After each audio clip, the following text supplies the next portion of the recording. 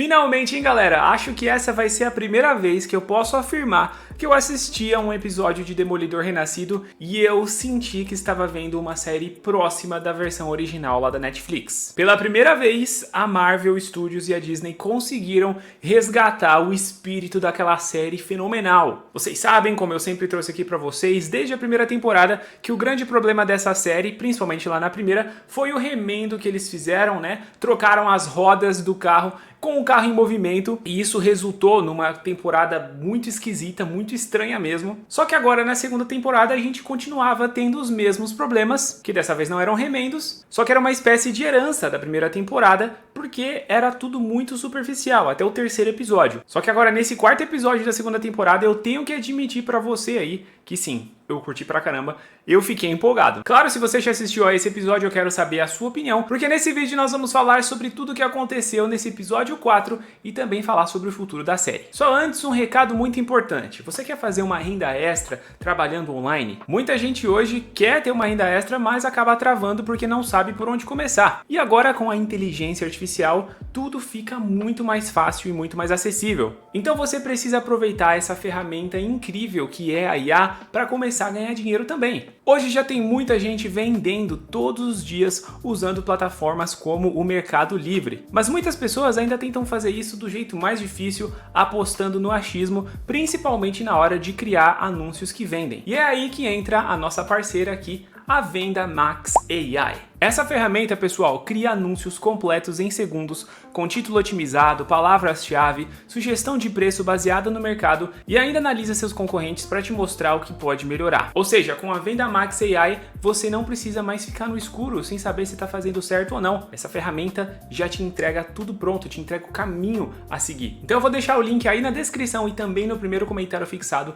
para você clicar, acessar e fazer o seu teste gratuito. Seja para vender mais ou até mesmo começar a vender no Mercado Livre, você precisa conhecer a Vendamax AI para te ajudar a criar anúncios que vendem e começar então a fazer uma renda extra trabalhando de casa, trabalhando online. Vale demais, beleza, pessoal? O link tá aí na descrição e também no primeiro comentário fixado. Não perca essa oportunidade. Mas agora então falando do quarto episódio dessa segunda temporada, pessoal. Esse azul aqui já foi, né, um indicativo de que teríamos muito mercenário aparecendo. Só que por causa da primeira temporada e também dos 3 primeiros episódios, eu já estava esperando que seria mais uma coisa bem mais ou menos, que não iria empolgar. Só que eu paguei com a minha língua, porque eu fiquei muito empolgado e eu achei que, na medida do possível, né, dentro desse universo que eles criaram para Demolidor Renascido, essa série consegue se aproximar do que a Netflix foi. Sabe, aqui fica claro que a gente está vendo uma nova série, mas que eles não estão desvalorizando o que aconteceu lá nas temporadas, né, da série original com o estilo Netflix. E eu digo isso porque a gente vê desde o início um cuidado nessa montagem, né, nessa edição, nessa fotografia, para mostrar o dia a dia do Poindexter. A gente vê ele ali fazendo um café da manhã, treinando, né? Tudo bem meticuloso, como a gente via lá na terceira temporada da Netflix. Até finalmente ele sair, chegar nessa lanchonete, fazer o seu pedido e você fica tentando entender, né? O que ele tá fazendo. Até que ele faz uma denúncia lá, né? Pra Força Tarefa Antivigilante. Fala que viu o Frank Castle e você fica tentando entender, putz, mano, o que ele tá fazendo? E isso era uma coisa que a gente tinha na versão da Netflix, e não só na série do Demolidor, né? Séries boas geralmente vão construindo a tensão pouco a pouco, né? Vão colocando as peças e a gente vai tentando entender até no fim tudo se encaixar. E aí quando os lacaios do Fisk chegam, a gente vê simplesmente o Poindexter na sua melhor forma, né? O mercenário ali agindo no seu modo matador, acabando com aqueles caras. E isso aqui faz muito sentido, porque ele odeia o Fisk desde a versão da Netflix, que deixou muito estranho, inclusive, o lance dele aceitar matar uma pessoa a mando da Vanessa. Desde os outros episódios eu vi pessoas criticando essa máscara e eu concordo, tá? Eu acho que seria legal, além, né, claro, do alvo, que é um ponto clássico dos quadrinhos do uniforme do mercenário, aí seria legal ver o rosto dele aparecendo, porque o mercenário tem essa questão do sorriso maníaco, né, de mostrar que ele é realmente um psicopata. Não sei porque eles optaram aqui, daria pra fazer, até porque o Matt tá usando um traje novo, bem fiel aos quadrinhos, não tem nenhuma explicação pra ele usar o traje, que já foi uma crítica que eu fiz aqui, mas enfim, a gente viu que os caras conseguem trazer trajes fiéis, então eu não sei por que essa escolha. Se o mercenário sobreviver a essa temporada, eu acredito que ele vai, pode ser que ele tenha um novo uniforme, né? Mas enfim, isso aqui é só um detalhe porque toda essa cena é muito boa mesmo. E como eu falei, eles conseguem mostrar que sim, é uma série nova, eles estão repaginando, mas tentando ao máximo manter a essência do que a versão da Netflix era. Porque essa série aqui abraça mais o lado de quadrinhos que o Demolidor é, né? Toda a questão do uniforme e também até a questão fictícia dos poderes do Poindexter, que nesse momento já passou pelos aprimoramentos, como a gente viu lá no final da série da Netflix. Então ele faz coisas realmente absurdas, né? Tudo bem que lá na terceira temporada ele também fazia, mas aqui é intensificado, porque é uma série que quer ser mais quadrinhos. Então pra mim, pessoal, essa cena de abertura aqui, excelente, tá bom? É realmente uma das melhores cenas que a gente já teve nessa série, talvez a melhor. Depois a gente vê que todo mundo que foi resgatado no final do episódio passado está ali no esconderijo do Matt e da Karen, né? Ele mantém, claro, ali a roupa de Demolidor para não revelar sua identidade secreta. E a Angela quer ser útil e mostra que ela pode entregar, né, o cartão de memória para a fonte da Karen. E isso aqui eu também achei legal, né? Eles estão tentando dar utilidade para personagem. Ainda acho que um dos grandes erros dessa série é ter muito personagem e não conseguir explorar todos. Mas pelo menos aqui pra trama rodar tá funcionando. Vamos ver como que vai ser depois. E aí depois nós temos um indicativo de que o Jack Duquesne não vai mais aparecer na série, porque parece que ele vai embora, né? Ele se despede ali, o Matt até tenta convencê-lo a ficar, só que ele simplesmente fala que o Demolidor agora é um símbolo e que não faz sentido pra ele continuar e ele vai embora. E aí quando esse cara finalmente chega, né, ao abrigo, que é o imediato, né, que eles chamam lá, o funcionário do navio, eu falei, putz, agora o negócio vai começar a esquentar. E realmente esquentou, como a gente viu no final desse episódio. O Fisk, mais uma vez, querendo ter o controle sobre tudo e também proteger a Vanessa, manda ela ir conversar com a governadora e diz que ela não vai estar ali na luta do boxe, né, porque ela pode ficar exposta e tudo mais. E isso aqui foi um claro foreshadowing do que ia acontecer no final. Eu realmente não esperava, eu gostei. Parabéns, pessoal. É verdade. Na verdade, pensando aqui agora, esse episódio deixou muito claro que eles só não fizeram mais próximo da Netflix, ou pelo menos uma coisa com um pouco mais de qualidade, porque eles não queriam, hein? A arrogância tinha falado mais alto até esse episódio. Eles achavam que poderiam ter pegado lá os personagens, os atores, e fazer do jeito deles que ia ficar melhor. Só que não tem como, né? O melhor episódio foi o que tentou mais se aproximar do estilo da Netflix, tanto em contar a história pouco a pouco, quanto respeitar os personagens e dar pra eles cenas de ação que fazem sentido. Porque o Poindexter matando todo mundo daquele jeito faz sentido. O Justiceiro atirando em um monte de policial não tem sentido nenhum. Depois, na sequência, nós vemos o policial Powell chegando lá, né? À procura do Jack Duquesne. A Kirsten enfrenta ele de novo. A atriz, com o que é possível dentro desse roteiro, ela dá o seu melhor. Mas uma coisa, pessoal, que sempre me tira da imersão é esse símbolo do Justiceiro no peito da Força Tarefa Antivigilante. Por que que eles iriam usar o símbolo do Justiceiro, que é um dos vigilantes mais implacáveis, como símbolo da Força Tarefa Antivigilante? Não tem sentido nenhum, tá bom? Eles quiseram fazer um mix das tramas, né? Porque a gente tinha lá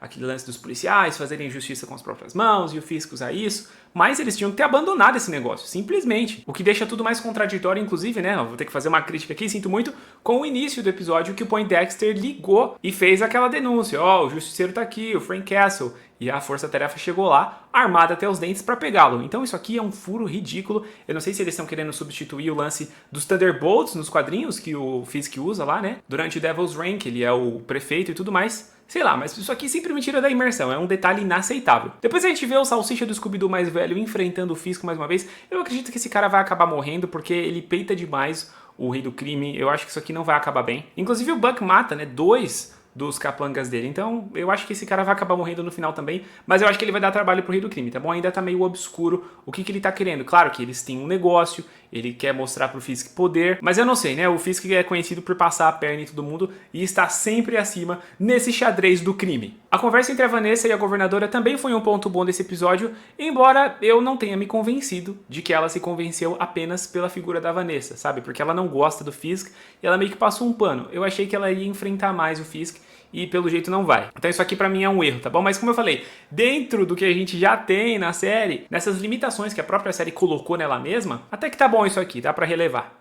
E o que dizer do policial Matt Murdock, hein? Foi muito legal essa cena do Matt disfarçado ali e usando os seus poderes, suas habilidades pra tentar rastrear o Poindexter. E pausa pra você aí que sempre critica nós, reclamões dessa série, que falamos que a versão da Netflix era muito superior. Tá aqui o segundo frame dessa série que a gente tem utilizando uma cena lá da Netflix. Nunca pensei que eu fosse ver isso acontecendo e aconteceu. Claramente os caras estão mostrando aqui, né, nem que seja numa tentativa desesperada de convencer os fãs da série original, mas mostrando que eles estão resgatando o que aconteceu lá atrás e como, agora especificamente, essa questão da igreja é importante. No começo do episódio, quando o Matt falou da academia lá do boxe, né, a Fogwell, a gente também teve um frame rapidinho da série original fazendo essa conexão. Então tá aí pra você que chama a gente de viúva da Netflix, tá bom? A própria série reconhece, a própria série teve que admitir. E aí nós tivemos não só o Matt falando que cresceu nessa igreja,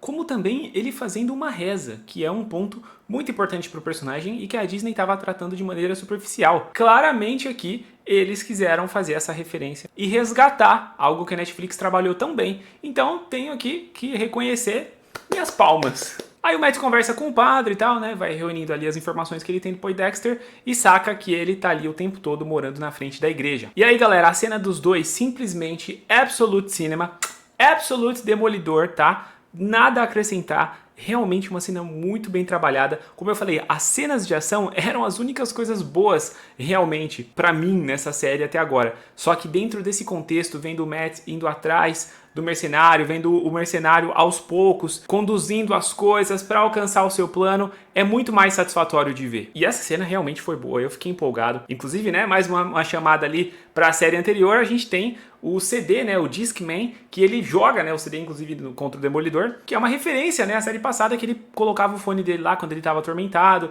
que era a gravação da terapia e tudo mais. E essa cena também foi boa pro Poindexter falar que ele não queria ter matado o Fogg, mas ele meio que foi obrigado porque era a chance que ele tinha de sair. E que agora ele vai tentar terminar o que começou, que é acabar com a raça do Fisk, né? E também, claro, da Vanessa Fisk, a senhora Fisk, a rainha do crime. E esse momento aqui muito bom, né? Esse ator manda muito bem no papel do Poindexter, do mercenário. E ele tem um ponto interessante aqui, hein? Que ele fala, eu vou fazer, senhor Demolidor, o que você não tem coragem, né? Eu vou fazer o que você não vai fazer, que é justamente matar o Fisk de uma vez. E eu, né, talvez caia em contradição aqui, porque eu falei no vídeo anterior que eu gosto dos personagens que são os bons moços, né? Como o Homem-Aranha, o Superman, o Capitão América. Mas às vezes, cara, o método Justiceiro me parece o mais eficaz. Ainda acho que estou errado, tá bom? Mas o meu lado mais dark, mais sinistro, às vezes acho que o método Frank Castle funciona. Porque, mano, o Fisk ele continua voltando, né? Até a Karen Page tá falando isso. De novo, a gente faz um monte de coisa e o desgraçado do Fisk volta. Então, eu tenho que admitir que às vezes a lógica do mercenário, pelo menos contra o Fisk,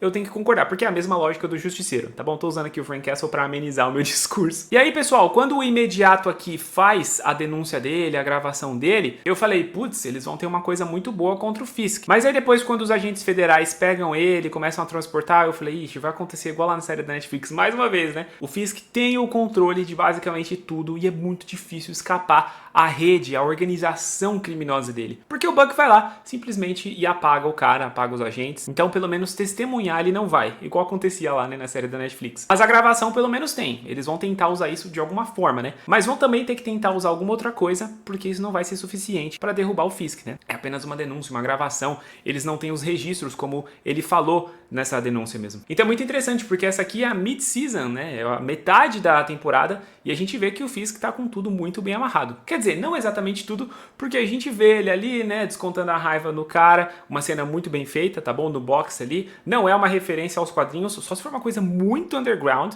ou uma luta do Fisk, mas pelo que eu conheço, pelo que eu pesquisei, não tem nenhum momento específico dele lutando boxe. Mas é essa armadilha que eles montam pra tentar pegar o Poindexter, sai do controle porque, primeiro, o Poindexter chega matando todo mundo, ou seja, os soldados não foram capazes, né, de perceber ele chegando, nem de imobilizá-lo, ou neutralizá-lo, né, que era o objetivo. Mas a senhora Vanessa, muito cheia de si, talvez por conta da conversa que ela teve lá com a governadora, simplesmente decidiu aparecer no lugar, mesmo o Fisk falando que era perigoso. E aí, meu amigo, e aí? Para a surpresa e o desespero do Fisk e a nossa alegria em ver esse desgraçado sofrer, a Vanessa então é atingida por esse pedacinho de vidro que na mão do Poindexter já é suficiente para causar esse ferimento grave. E aí eu quero saber a sua teoria, você acha que ela foi de Vasco mesmo? Você acha que ela morreu ou vocês acham que ela pode ser resgatada? A princípio eu achei que ela tinha morrido, mas depois eu fiquei pensando, bom, será que o Fisk não vai usar os recursos dele? A gente tá nessa timeline, né, em que o Fisk tomou um tiro no olho e não morreu. Claro que ele tem habilidades sobre-humanas e a Vanessa não. Mas sei lá, que existe a possibilidade, existe. Comenta aí a sua teoria que eu quero saber, tá? E esse episódio então chega ao fim, provando que era possível sim se aproximar mais da versão da Netflix. Foi justamente isso que esse episódio fez, por isso que ele é tão bom, considero, se não o melhor, um dos melhores que essa série fez. Mas quero saber a sua opinião, tá bom? Concorda comigo? Você que tava me chamando de chato agora tá feliz que eu finalmente gostei de um episódio? Ou você ainda acha que não tá bom o suficiente e que precisa melhorar? Escreva aí que eu quero saber, beleza? Não se esqueça de aproveitar nossa parceria com a Venda Max AI, o link tá aí na descrição e também no primeiro comentário fixado. Acesse, faça o seu teste gratuito e aprenda agora mesmo a fazer anúncios que vendem para começar a fazer uma renda extra. Se chegou até aqui e ainda não é inscrito, se inscreva para mais conteúdos, até porque depois desse episódio eu me animei para continuar com a nossa análise semanal da série. E é isso aí, galera, eu sou o Saulo Ferreira, vou ficando por aqui, um grande abraço e até a próxima Conversa de Nerd.